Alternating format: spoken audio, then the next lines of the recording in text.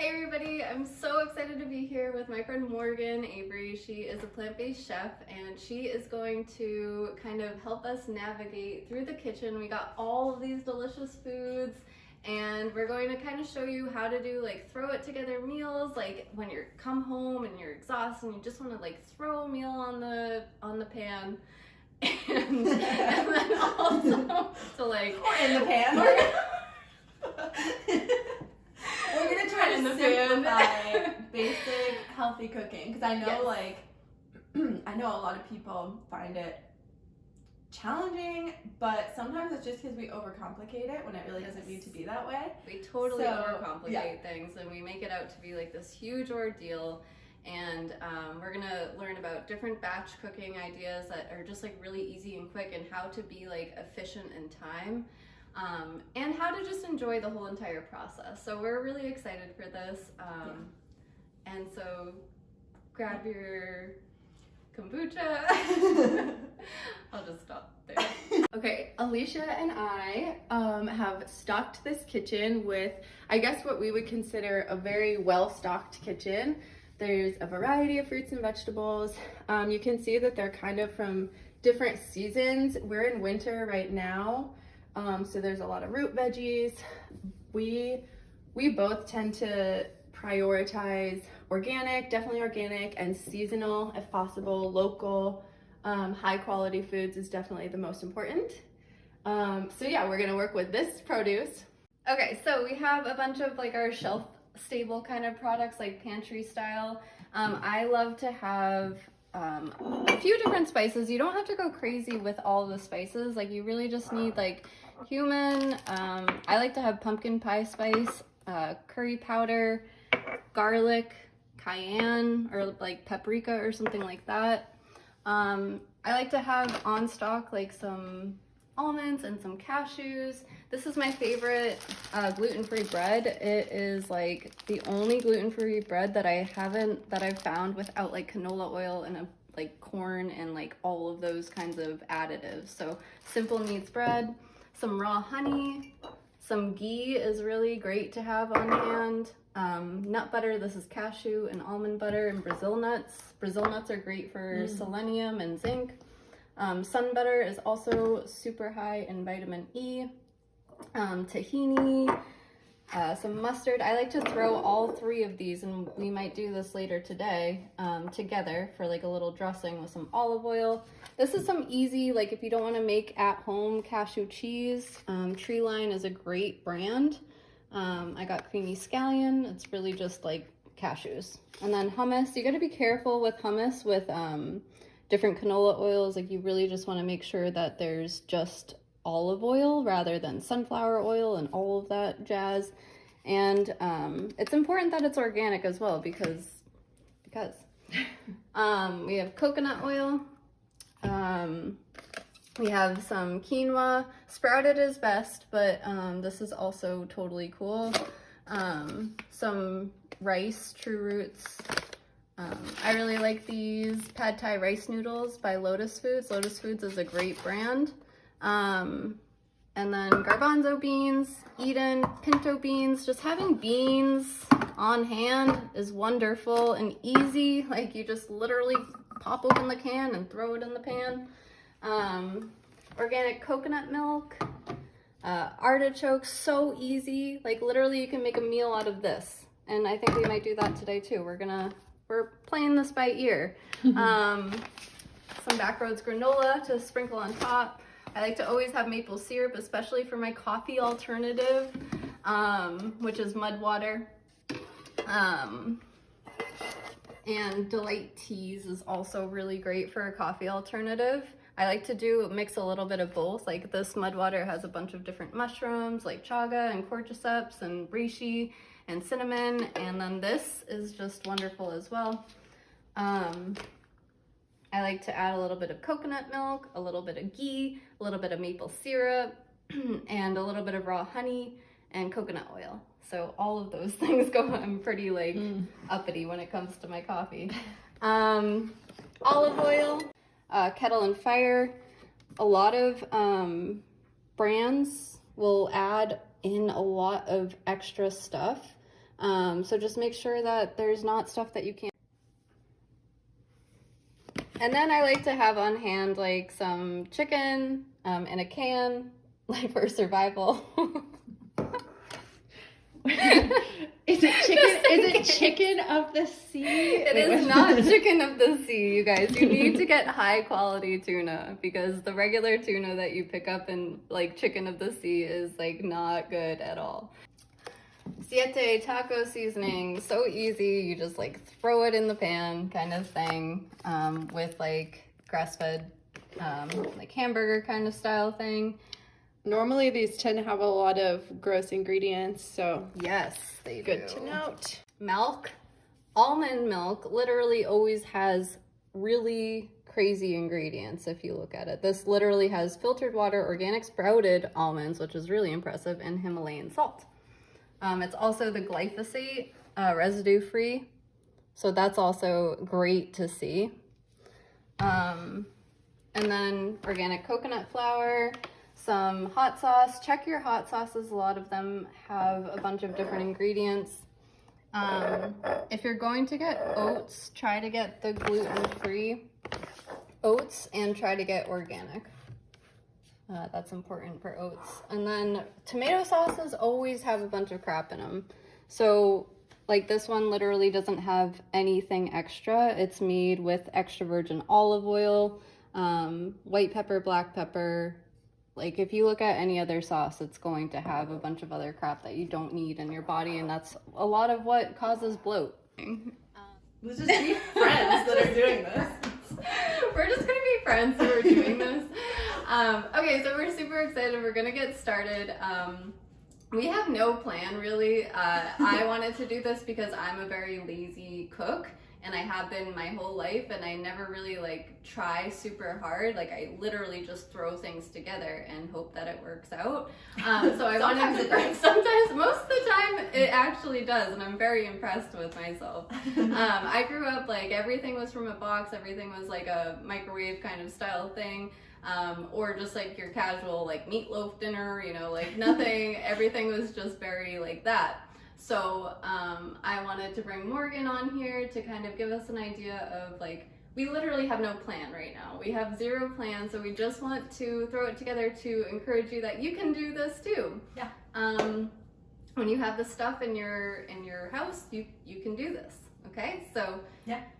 I love it too, like as a chef, which I even say that in quotations because like I also consider myself a pretty lazy cook, especially when it's just me at home or just me and my husband and we're just throwing a meal together with what we have. I'm always using different scraps and things and throwing things together, and sometimes those are the best meals. The best meals, literally the best meals. And it doesn't have to be intimidating and it can be fun, so let's just see what we create today. We're just gonna see what happens, okay? Yeah. Okay, so let's talk breakfast. Some of the things that Alicia and I had talked about possibly making were things like smoothies, which can be a really, really great way to get a ton of nutrients in, of course, because you can throw fruits and vegetables in there. It's also can be hydrating and easy to digest, so there's tons of benefits there. So that's an option. I don't know if we're gonna make any smoothies today. We're not sure. Talked about avocado toast, and that's really fun too because you can put on a whole variety of toppings. If we're doing not bread, we even have an idea for that. A sweet potato toast. So I think, should we try that one? Yeah. Okay, let's try that. We'll put that there. And what else did we talk about for breakfast? Chia. Oh yeah, like a chia pudding. We could do kind of like a beans and greens skillet, throw an egg on top. I mean, really, sometimes you could just saute some vegetables and throw an egg on top. That would be delicious. You can eat last night's leftover soup for breakfast. You don't have to only eat breakfast food for breakfast. Banana. Oh yeah, banana pancakes, egg, banana, almond flour, maybe like a dash of cinnamon. I think that's all you need. If we're doing grains, you could do like oats or overnight oats, oatmeal, baked oatmeal. You could do like a fruit crisp, berries and apples with some kind of crumble. You could do like an almond crumble on top of that. Okay, now my mind is just going, so let's make some food. Okay, so this is the smoothie that I've been doing for quite some time. I initially did it because I wanted to balance out my blood sugar because I was dealing with an underactive thyroid. And I woke up and I was like instantly like starving, but I would just like drink coffee and then wonder why I was like so anxiety ridden and so overwhelmed all the time. So I started this smoothie, and it's high in healthy fat. It is really great at balancing blood sugar, and it includes, so you can do coconut oil, ghee, sun butter is like my go-to kind of butter because it's like, it's just super high in vitamin E. And then sometimes what I'll do is I'll take coconut milk in a can and I'll actually lay it out into an ice cube tray so that I can just like pop a couple of ice cubes into the blender kind of thing.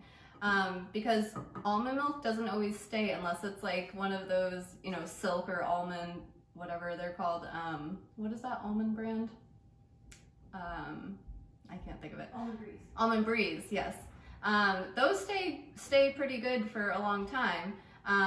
But the almond milk that you want to get that is actually just like basic ingredients like filtered water, organic sprouted almonds, like these like actually go bad pretty quickly. So I find that doing the whole ice cube tray thing is really super helpful. I add a little bit of cacao, not nibs, just regular cacao powder. I was doing like a quarter of a banana and I like to freeze the bananas. So I like to I literally take it, peel it, and then break it in half, and then I throw it in a Tupperware container into the freezer. And then I add dark cherries, blueberries, and blackberries. And you can also, like, if you want to not do any of these because you're obviously, well, you can like take these and then you would add in like ghee and all of that. So you can like pre-make these to make it super easy. I remember when I first started, I was literally taking mason jars and putting like the frozen banana, putting like the frozen berries in, and just so that I could have it all prepped. Now it's like second nature. Like I just literally throw it in super fast and it's like you don't even think about it. So it seems like a lot of stuff, but you get the hang of it and it becomes super easy and super like second nature. So yeah, I just do like 1 to 2 tablespoons of each of these and then add the fruit and then that's it. So, okay, so we literally just like made all of this up in our mind in 2 seconds. We kind of wish that we just filmed that because it was literally like, bam, and this, and this, and this, and this. But you're gonna watch it unfold before your very eyes. Yes. So we're gonna make sweet potato toast for breakfast 2 ways, savory and sweet. So first thing we're gonna do is take your larger sweet potato. Obviously you're not gonna use like a skinny round one for this because we're actually gonna stick this in the toaster. Alternatively, you could stick it in a toaster oven or even roast it in the oven. Or even on a pan, right? Like you can literally just reheat it on a pan. You can do whatever you want. So I'm just gonna cut off the ends and we can use these. Like we're obviously gonna save these. We can use it for a soup or roasting or something like that. I'm just gonna cut the ends to make it kind of even. And then we're gonna cut the sweet potato. I'm gonna just go in half first, I think. No plan here. And we're gonna try to cut these slices into 1/2 inch thick slices. And I don't know why I did it this way, but I just prefer to do it this way. So I'm just gonna eyeball. The end we probably won't use. And then right here is what we will. So obviously be careful. Use a sharp knife and a secure cutting board. Yes. Anytime, obviously, of all things to cut, this is more challenging because we're cutting it thin. And normally if we were gonna like cube this, I would put, after I cut it in half, I'd put the flat side down so it's like super sturdy. But we're not doing it this way because we need nice thick slices. But shall we toast these? Yes. Okay. Okay, so we have toasted our sweet potato slices. They're cooked, they're warm. They're definitely soft, but they're firm. And we were just talking about how there are a bunch of different ways to do this. Like if you were batch cooking and you were already like chopping up potatoes to roast, which we will actually do later, like you would just throw these on the pan to actually roast them, like, and then you would just have them. Like of course it's not going to maintain its like firmness, But you could always just throw it in a saute pan, or you can just like eat it with a fork. Like it doesn't have to be perfect. Like it doesn't actually have to be a vehicle for like a toast. You know, it doesn't have to be a toast. Your toast doesn't have to be a toast. And just real quick too, so these are the other slices that we got. So if I were doing like a meal prep, you could either sort of do like a half prep and just cut them and leave these raw slices in your fridge ready to toast, or you could do them all at once on the sheet pan in the oven and reheat. Both are perfectly good options. So we added more things. We like got even more creative. And we talked about the other vehicles too. One that we don't have. So we obviously mentioned the bread already. And I also asked Alicia about rice cakes. And we're like, oh yeah, that's another thing you could do. So we're really just talking about the vehicle, whatever your vehicle is. Okay, so we're gonna do a savory and a sweet. So for savory, we're gonna go with kind of like an avo toast, where we'll do some avocado and we'll see what happens. Again, no game plan. I'll just use a quarter of the avo, I think, for this. We're gonna do a savory one and a sweet one. I don't know if you just said that, but I think I did. In case you already forgot, we're doing savory and sweet. Maybe we'll say it a third time. We might say it a third time. We don't know.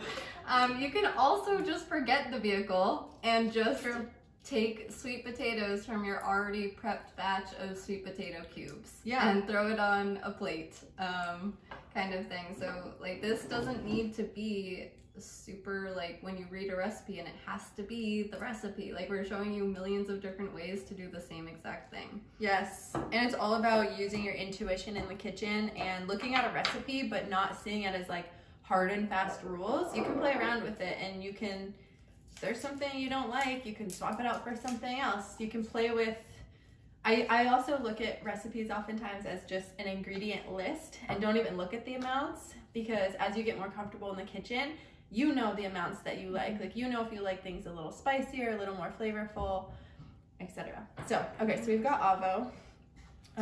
What else do we want to put in this? So we definitely want to, sorry.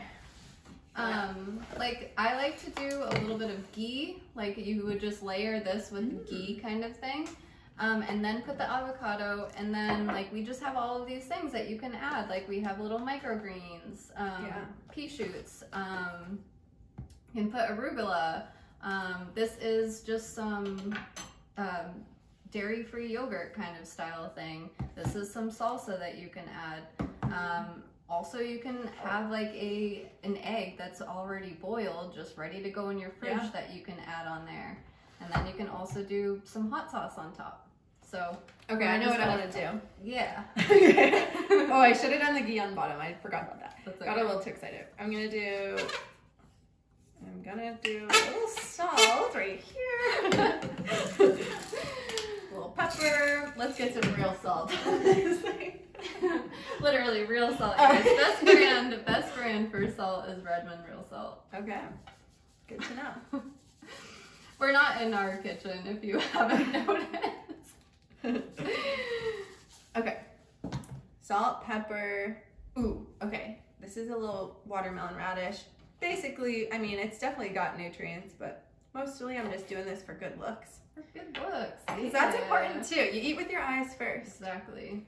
So I'm just gonna slice this kind of thin. She's such a pro. Look at that. I'm really not. I really don't. But thanks.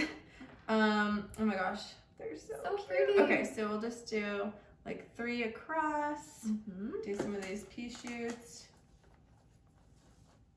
And like, what a fun way to just add extra nutrients and color and flavor.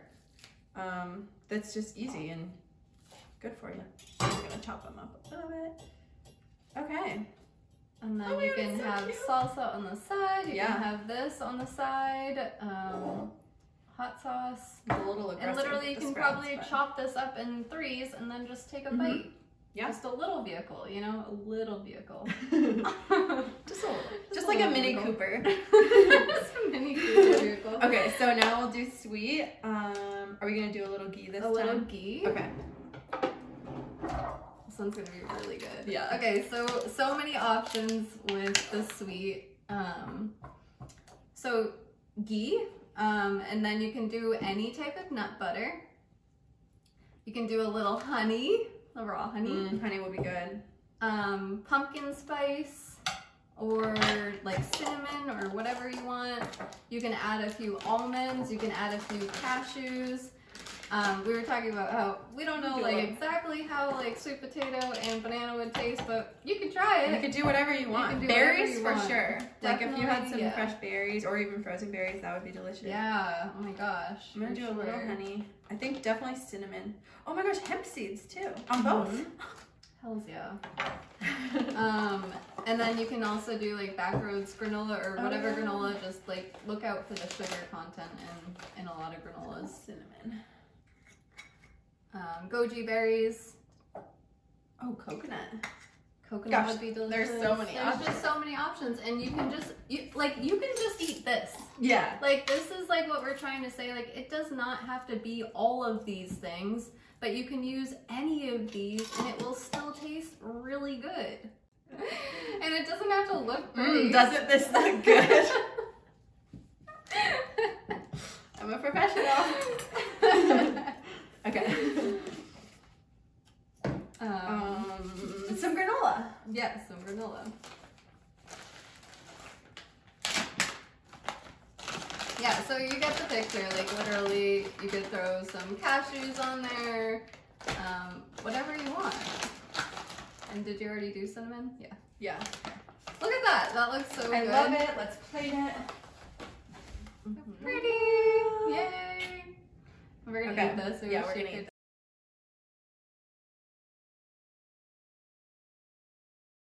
Alright, so because we haven't really planned this out, we're kind of deciding what goes well together. We were just talking about how sometimes we just have like this intuitive knowledge of like what actually tastes good together. So like we have the cauliflower, the butternut squash, the red pepper. We're gonna make something with that.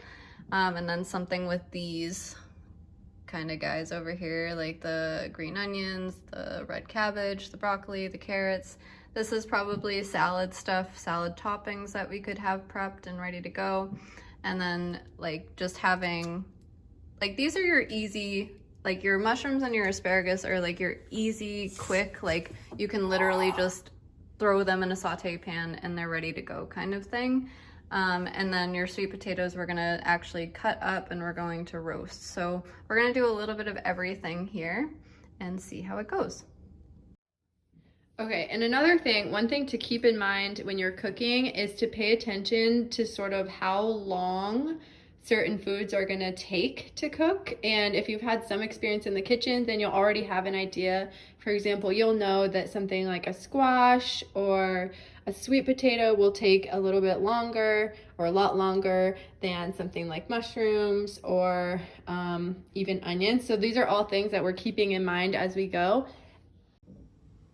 All right, so we've decided we are going to make a curry, and we're gonna make it kind of an Indian curry using this curry powder, as well as coconut milk, and vegetables, obviously.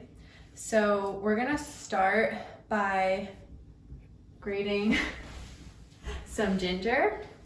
Actually, this is a fun teaching moment. Do you do this? No. Okay, I'm gonna pop this part off. So the best way to peel ginger without losing, like a lot of times people will take the knife and try to peel the ginger and you end up losing a lot of it. It actually works really well if you use a spoon and you can just kind of scrape the skin off and it just takes out. I always like to grate the ginger, that way you don't have all the strands and stuff. Like you can mince it until you're blue in the face, but you're still gonna have these little hairs. So if you use a microplane zester, do you have one of these in your kitchen? I just have like a cheese grater, honestly. Yeah, I know. A lot of people don't have this. For me, it's a must-have. So, and it's not like it's an expensive like appliance or anything, but like obviously lemon and yeah, for lemon. and I also use it like just random here. If I am making a dressing with garlic. You can use it to get the garlic like all the way down to a paste, basically. Garlic is so frustrating to like chop up. You're like exactly, you mince, but you're just cutting it and cutting it. Whereas like this, you're actually like breaking it down. And yeah, talk about being a lazy cook. Like, this is one of my lazy tools because it helps me out in those things. And it's easy to clean, so it's not like it's any extra. All right, so we're just gonna grate the ginger. So the way I always start a curry is we heat the pan first and let the pan get nice and hot. Then we'll add a little bit of oil, and we'll show you that in just a sec. And then I add the ginger with the curry powder and kind of get all that like activated because it'll get really fragrant at that moment. And then that's when I'll add the coconut milk and then we'll add the veggies. So that's our ginger. So would you, you would start with that? Would you cut up your vegetables like prior or like? Yeah. You would? Yeah. Okay. Yeah, so I'm just saying like, I don't know if I should have said it that way or not. I'm like, let's set the ginger aside. That will be the first element of the dish. But just to save ourselves some chaos, we're going to prep the veggies first. Okay, cool. There's a cooking term called mise en place. And it basically just means everything in its place. And the concept behind that is that before you start cooking the dish, you have like these things will all be cut so that we're just adding it to the pan as we go so we can really focus on the actual task of cooking. And I can speak from personal experience, it's changed my life because before I did that, I would be like cooking a soup and trying to chop and I actually cut my finger really bad doing that one time. So, you know, I really like this. I honestly never thought about that, so yeah. That's really good to know. It helps. And it's like, as someone who likes to hack things and take shortcuts, I convinced myself that that wasn't the way to do it. Yeah. But after doing both many times, it makes a huge difference to just have things like ready in advance. So we're gonna do some butternut. We're only gonna use a little bit of this for now, and we'll prep the rest for meal prep. Let's say, so if we're gonna roast some of it in like cubes or something. So you guys, we're actually going to be like cooking like our meal for dinner tonight, and then we're also going to be making our food prep for the rest of the week. So like this is like a double whammy. Yeah. Double whammy? Double whammy. Sure. and which brings me to another point. I always say cook once, eat twice or more. So it's like if you're cooking, if you're gonna take the time to grate ginger and cut vegetables and make a curry, you might as well either make it a big curry or you might as well use that time, since you already have everything out and everything dirty, to do some other stuff while you're at it. And it's just a great way to like maximize your efficiency. So since we're gonna roast some of it, here's my brain. So this part, the more round part, this is where the seeds are. I feel like this will be better in the curry because it won't look as pretty. These will look more uniform. So that's how I'm gonna do it. I'm gonna cut the stem from the whatever that is. So we're gonna, let's see. I'm just gonna cut the end off, and then you could either peel the skin here, and it might take a couple times, or I'm just gonna take a knife because I think I'm a little bit more efficient with a knife. Yeah, and I've actually, for food prep, I've actually left the skin on, and it's totally fine. Like you can actually eat the skin, and it's pretty beneficial in terms of nutrients. It tastes good. It tastes fine. I've never done that. She's never done that.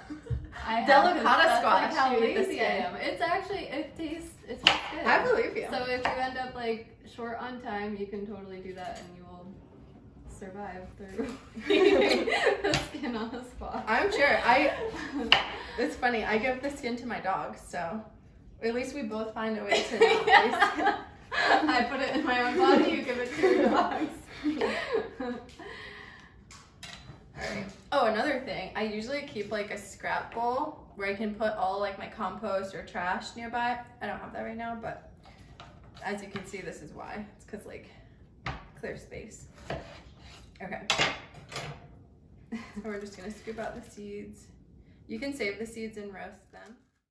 And if you don't have a sharp knife, which you need one, the most important thing is literally to have a sharp knife. And I tried to survive for a really long time without a sharp knife, and I don't advise it.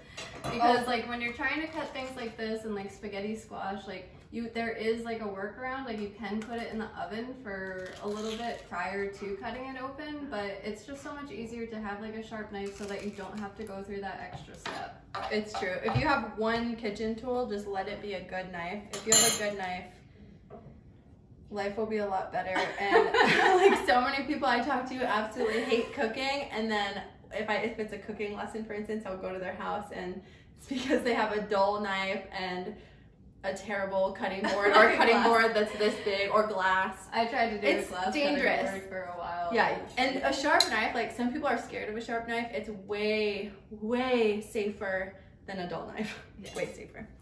Because then it actually cuts where you want it to and isn't going to be like slipping and sliding around. Okay, so from here, if you're going to dice onion, see how it's still attached on this side? It makes it really convenient for you to be able to just kind of slice these lengthwise. And at the end, I kind of go at an angle just so we get a little bit bigger.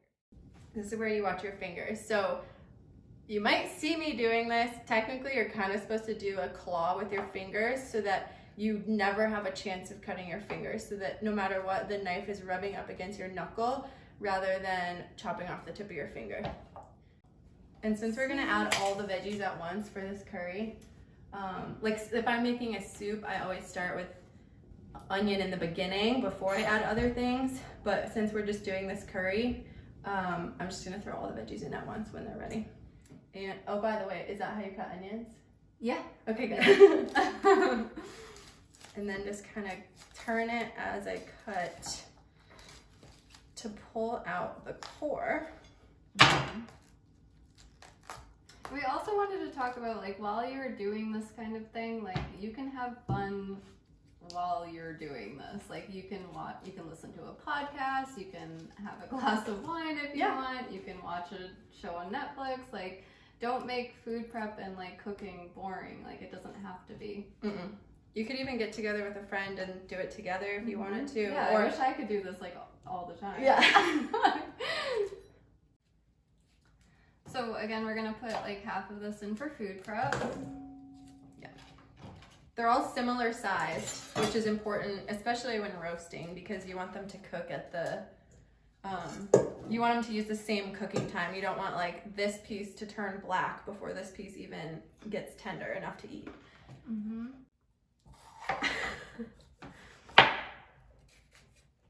See, this is where I feel like, and I'm just gonna say this honestly, I feel like people get overwhelmed by things like butternut squash, because this is a little bit more time consuming than your average food, right?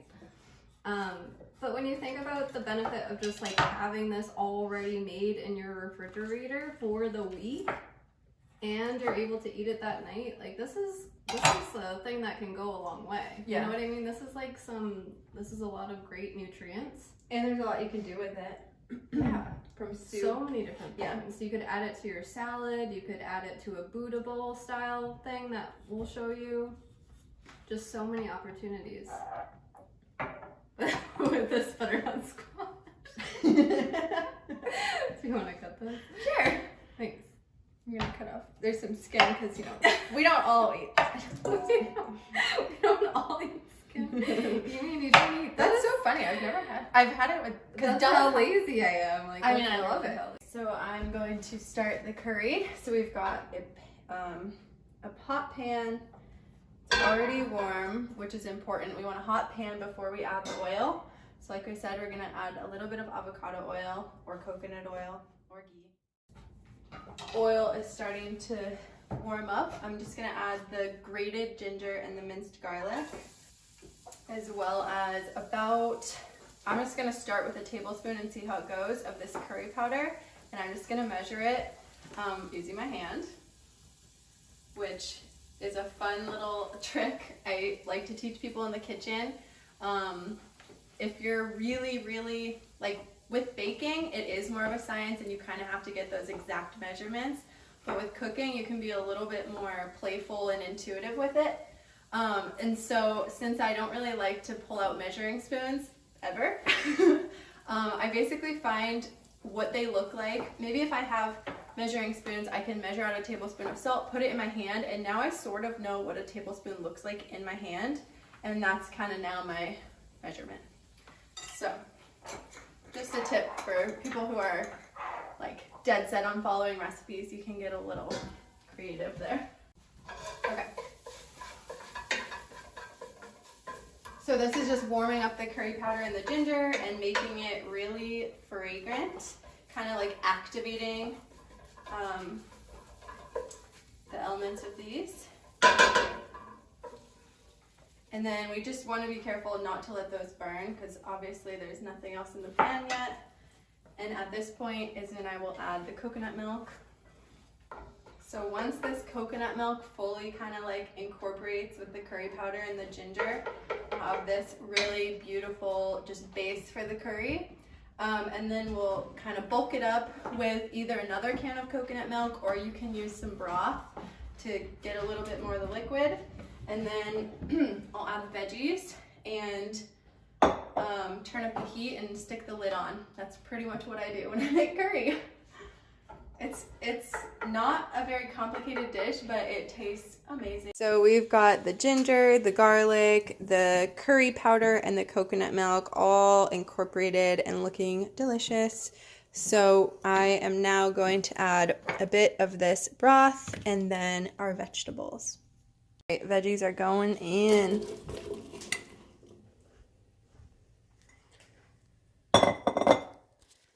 So I'm just going to incorporate these. Oh, that onion, stab it a little bit. Incorporate the veggies and turn up the heat and throw the lid on and let this all just get delicious together. The veggies are cooking and I just remembered I wanted to add some tomato.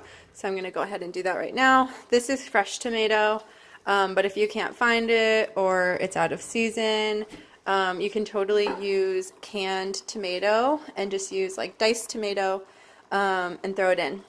All right, so I am declaring this curry just about done. If you like it a little liquidier, more liquidy, you could definitely add a little bit of broth. I might, but what I'm going to do, since the veggies are done cooking, and you can see that the butternut is even starting to like break apart, almost like just integrate into the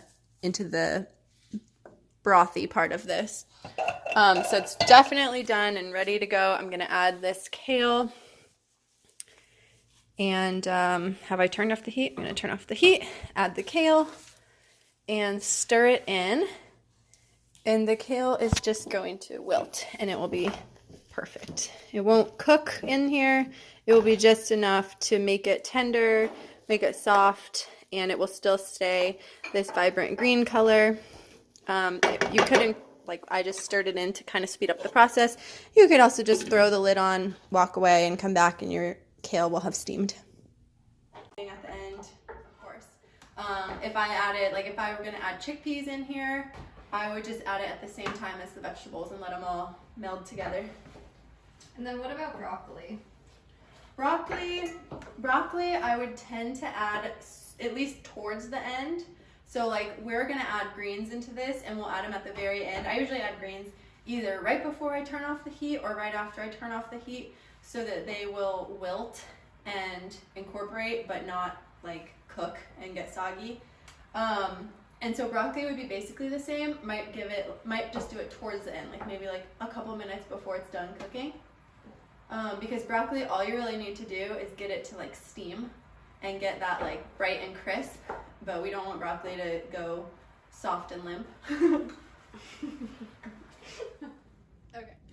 All right, so the last thing we're gonna add into the curry is some kale. I'm just using 3 kale stems, and if you have not done this before, this is the easiest way to remove the greens from the stem. Just pinch at the bottom and then pull away, and then voila. And then these stems are also some of my dog's favorite snacks. I cut them up really small. But yeah, it's easy as that. And then with these leaves, you can either just tear them or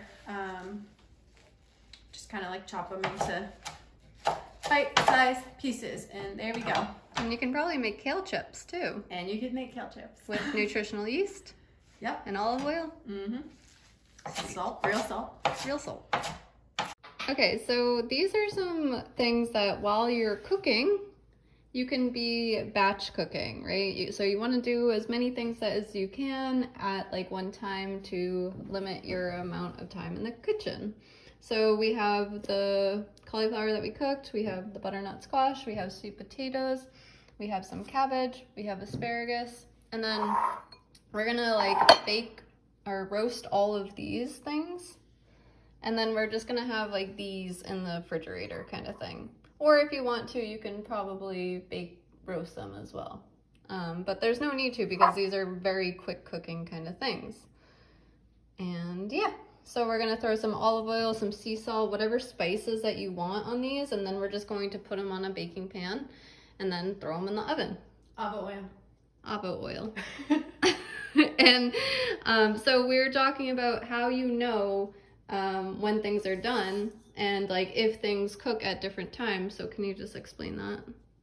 For roasting? For roasting. Well, for roasting, as a general rule, you're gonna use a high temperature, probably like 400, sometimes even like 415, 425, especially for this heartier stuff that's gonna take a while. You'll know it's done. You'll probably just know. But you can always taste a piece, and especially like something I'll do when we roast all the sweet potato, once I think they're done, I might find like the biggest one, and if that one's done, then I know they're all done. So that's kind of one trick. But basically it's going to be soft and tender. You'll be able to stick a fork through it, and when you're roasting, it'll have like golden brown edges, and you'll know. Sweet. Yeah, so I think that a lot of people are like, they go and look up like, well, how long do sweet potatoes take and how long does butternut squash? And then they get overwhelmed and they're like, oh, I can't cook everything at once. But no, you can. Like right now you're just like having a blast in your kitchen. You're listening to your podcast. You're drinking your glass of wine or whatever you want. And you're just like checking on things. You can set timers for sure. Just to remember, because I've definitely woken up with a sweet potato in my oven that I forgot about. So yeah, so many options. All right, so I just caught Alicia doing a big no-no when it comes to roasting vegetables. So basically, this is what I do. The way that we have it right now, these veggies will steam, which is fine if that's what you want. But when it comes to roasting, you really want to kind of spread things out, especially with like these. But you want to give it room because otherwise they're just going to end up steaming, whereas you want them to get that full like dry heat surrounding it completely so that it crisps up. If you had them all stacked on each other, yes, they will cook, but they won't have that like yummy roasted golden edge that we're going for. Okay. All right, so we finished our curry, butternut, cauliflower, bell pepper, onion, added kale at the end. So you could either eat this kind of as is, just grab a spoon and go for it. You could serve it over quinoa. You could serve it over, really anything. You could do like potatoes too, or any of your roasted vegetables. Anyway, we're just serving it as is. And we're gonna take some cilantro and add it on top. If you don't like cilantro, you could go for another herb or just skip it. And then just a squeeze of lemon or lime is really gonna take the flavor and just make it pop. And that's it. Healthy, easy, delicious. And it reheats really well too. All right, so I'm going to demonstrate a few different like sauce/dressing recipes that you can use. Again, going with the same theme of if you're going to make it in the first place, might as well make a little extra. I know I'm always happy when I open my fridge and I have some extra like tahini dressing in there, and I'm like, boom, dinner is easy now because I already know how I'm gonna flavor it. So I'm gonna make 3 different dressings. The first one is gonna be a really simple hummus dressing. The second one will be kind of like a lemon tahini. And the third one will be sort of like our take on a peanut sauce. We're gonna use sun butter for it, but same kind of vibe. But before I get started with that, just to note, dressing like these are fun and these are fairly simple, but dressing could seriously be as simple as just like a little bit of olive oil and lemon juice, or even just lemon juice, or hummus, or you know, a sprinkle of salt, stuff like that. It doesn't have to be anything crazy, but I definitely think that when you're working with, like, we're roasting all these vegetables and we're just doing them mostly plain with like a little bit of oil and salt, and that's it. So what's really gonna bring the flavor when it's time to eat is having some really yummy sauces. So the first one is easy. It's hummus. It's a hummus dressing, and all I'm gonna do, and they pay me the big bucks for this. No, it's literally just gonna be hummus and water.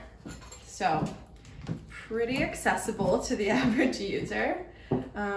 Just gonna do whatever ratio, like obviously all hummus is a little bit different in thickness. If you wanted it to be a little more flavorful, you could also add some lemon juice or anything else, but this one, for the sake of simplicity, is just gonna be hummus and water, and we're just gonna stir it till it's like a drizzly consistency where you can kind of just use it as a salad dressing.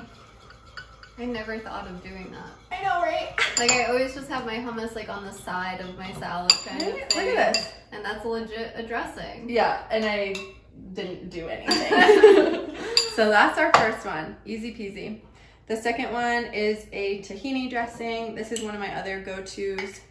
And this is, oh, I was gonna say it's pretty runny, but I think it's just the top, so I'm gonna scoop some out. Yeah, that tahini is like my favorite because it is so runny. Yeah, I love a runny tahini.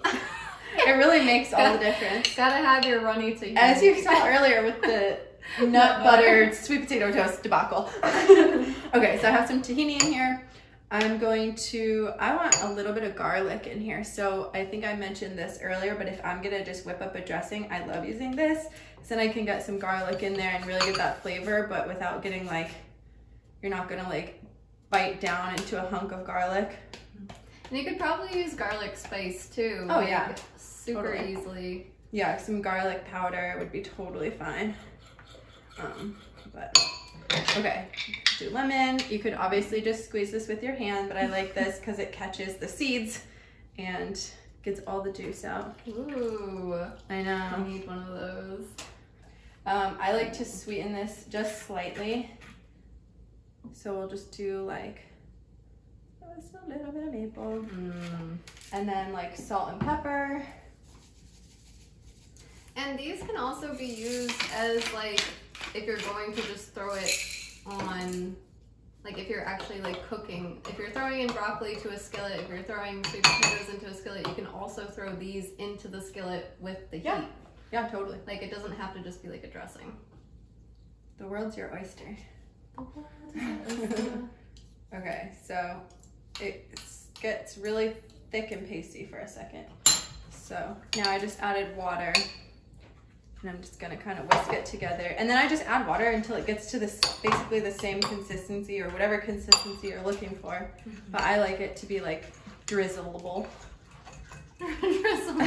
Drizzleable. I think I've made up like 10 words today. It's weird how when you're on Or just camera. use them, yeah. I'm like, okay, so this is a new word that I've maybe I never used should- in my life, but I'm going to use it on the days that I'm actually filming myself. maybe I should like open a dictionary every once in a while. Okay, so now we have this, I'll get the spoon again. This really yummy, Wow. drippy tahini dressing, and okay, the last one, we're going with like a Thai peanut dressing vibe. Obviously we're hacking it and we're using sun butter. I'm going to add just a splash of rice vinegar. You could really use any vinegar, but rice vinegar would be the most appropriate one. Just a little bit of that. Same thing with this one. I like it a little bit sweet, so I add just a little bit of maple. And actually, I'm especially not going to add too much because we're using coconut aminos. So sometimes when I cook with this, I use tamari or any kind of like, I mean, these are all kind of like soy sauce alternatives, soy sauce variations. Since we're using coconut aminos, it's sweeter than soy sauce. So less of the extra sweetener, and I'll probably just let most of the sweetness come from this. And notice how, again, we're not measuring anything. You taste as you go. I'm gonna add some ginger to this one as well, and garlic. This one is gonna be so flavorful. And this would be really good as like an Asian style bowl. It could be good with rice noodles, which we had earlier, or over like broccoli. It will be good with all of this, but it also makes a great salad dressing. Okay, I'll do the garlic as well. And this could also be if you just come home late night and you literally just pop open a can of garbanzo beans, you could totally just put this mixture on top of the garbanzo beans and have that be a meal. Why like not? Sometimes that's literally my meal. Yeah, or like put it on salad greens. On salad greens. Like salad with beans and a dressing can actually be quite satisfying. Yeah. So satisfying. All right, so this is what it looks like. I don't know if before. I don't know if you can see that. We'll get a pro cameraman. Ginger, ginger, garlic, sun butter, coconut aminos, rice vinegar, a little bit of maple, and we're probably gonna need to add a little bit of water to this as well when it gets thick. The names of it. Yeah. So in Indonesia or Bali, I'm not sure, must be both. Gado-gado. Gado-gado, yeah. You made that? Yeah.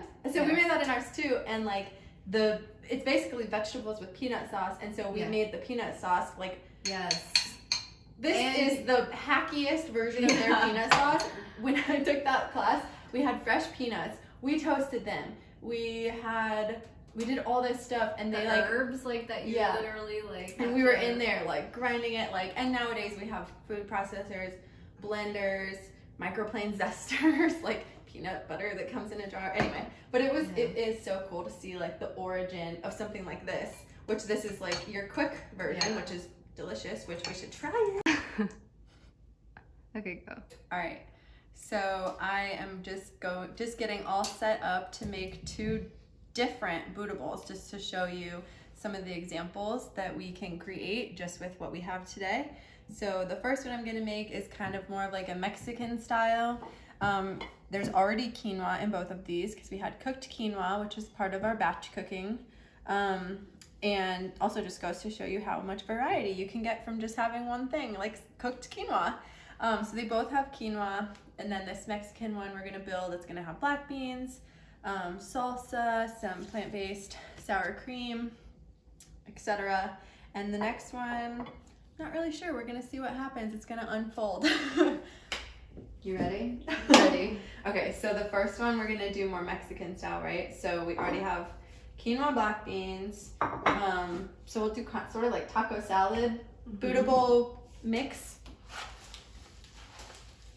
So we'll throw some greens in there. And then what kind of roasted veggies should we put on this one? I was thinking like sweet potato and cauliflower would be really good. Yeah, I agree. Okay, let's do it. So nice that we already have these prepped. I think it's fun sometimes to like compartmentalize, even though as soon as I start eating it, it's like all mixed up. But it's kind of cute. It's fun to like assemble your meal when it's something that you're proud of. So we actually cooked the black beans, or not cooked them, but we just tossed them with a little bit of seasoning just to give them flavor. You don't have to, but you can just to get more flavor. Otherwise, we're getting flavor in a multitude of other ways. So I'm thinking some salsa, sweet salsa, and some of this like sour cream. Sour cream, basically. Cashew. You do that, I'll do this. And then we also have cilantro and avocado. So this thing is gonna be loaded.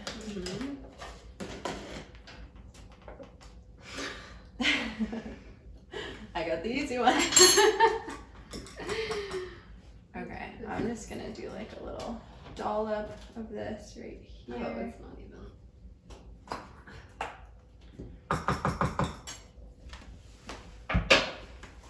And you know, if you're doing a Mexican bowl and you want to throw in some some like raw onion, I'm not a huge fan of raw onion, but you certainly could.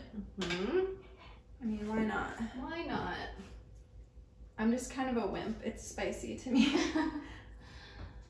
But it definitely will add like a nice crunch. And then you can also add like your preferred hot sauce. And that's like, I mean, yeah. That's Avo. We need avo. Some avo.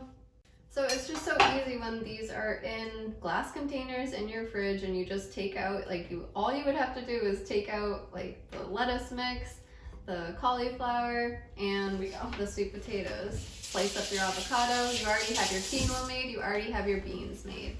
Yeah. Throw on your salsa, throw on your cilantro. And really, like, whatever you got. Yeah, like whatever you have. Like you don't... All right, so this is our completed Mexican Buddha bowl / taco salad, whatever you want to call it.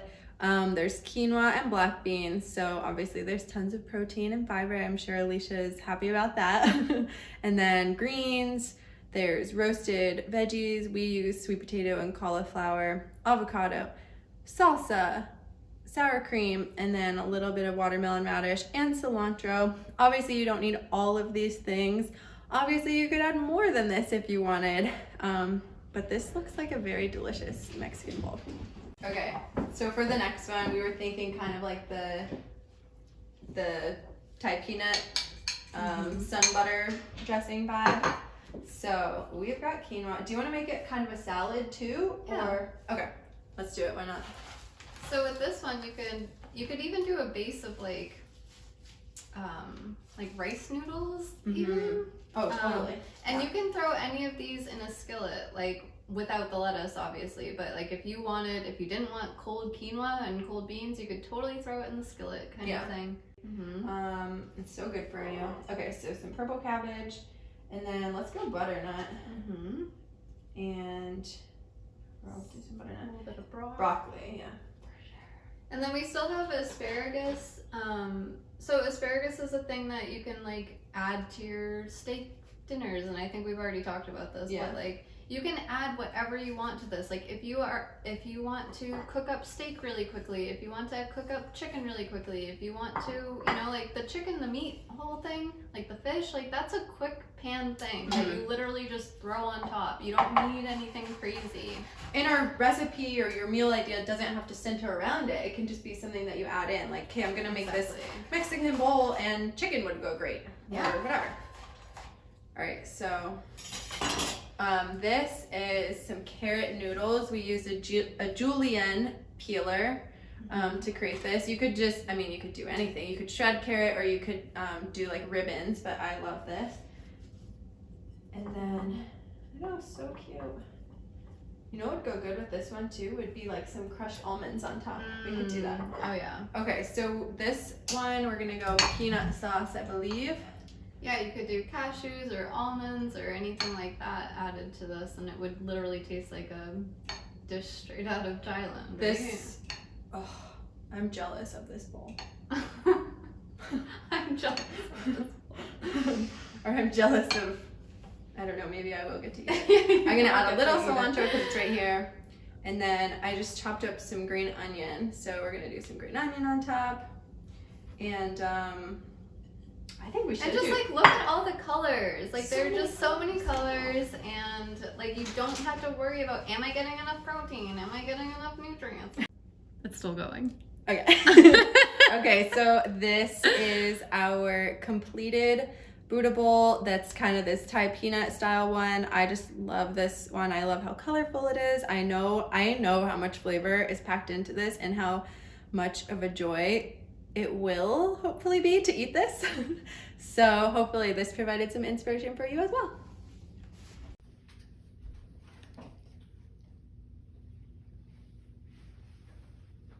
Okay, we just wanted to mention a few different things that you can add on. Siete Foods has hard shell tortillas that are pretty much found in a lot of different grocery stores now, which is really awesome.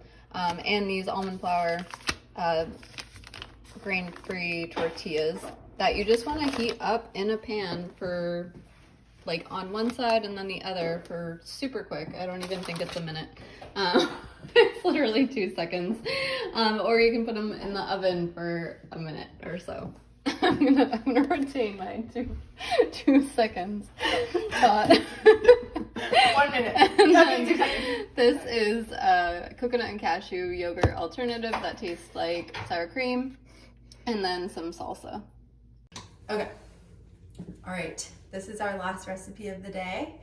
We are this is the recipe for the person who comes home, it's been a long day, you open your fridge, and all of the food that you prepped earlier this week, you ate it all, which is why you're feeling so good. But now you're like, shoot, I need food, I'm hungry, what can I make that's quick? So this is like the quick meal. And so we're gonna do a skillet meal. So kind of like a one pot skillet. We're winging it as we do. So we've got a hot pan. There you go. You know it's hot because when you drop water on it, it sizzles. So we're gonna add a little bit of our high heat cooking oil, avocado oil, and then we're gonna start with just some onion and pepper. So these are the things we were saying, a couple of the foods that cook really quickly, which is why we can do this in a pan quickly. So we're gonna do some onion and pepper.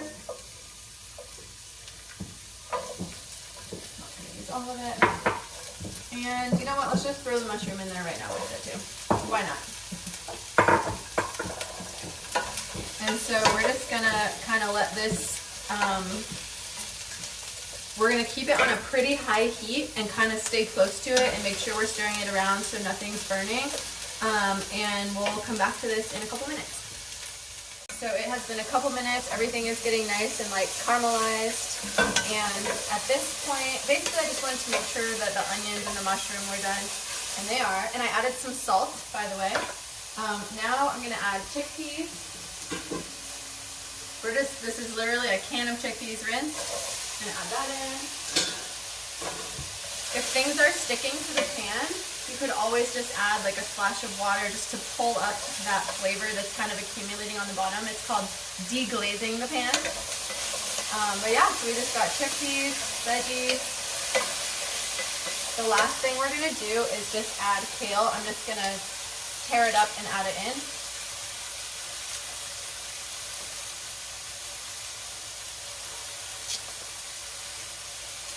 This is a 5-minute meal. My favorite. All right. And this is why it's also good to have like cut up peppers and cut up onions like already in your fridge, because peppers and onions stay good cut up in your fridge. Oh yeah. Like that's totally. Especially if you have like, as long as you have a container that seals, should be good, at least for a few days. Mm-hmm. All right, it's basically done. Like I said, it only has salt on it. So we're gonna add a little bit of the cocoa aminos just to kind of add like flavor depth. And then that's it. I just turned the heat off. Kale is steamed, so that's all I'm gonna do. Yum. Okay, go.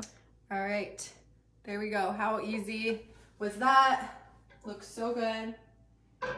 The little side salad, double greens, protein. Love it.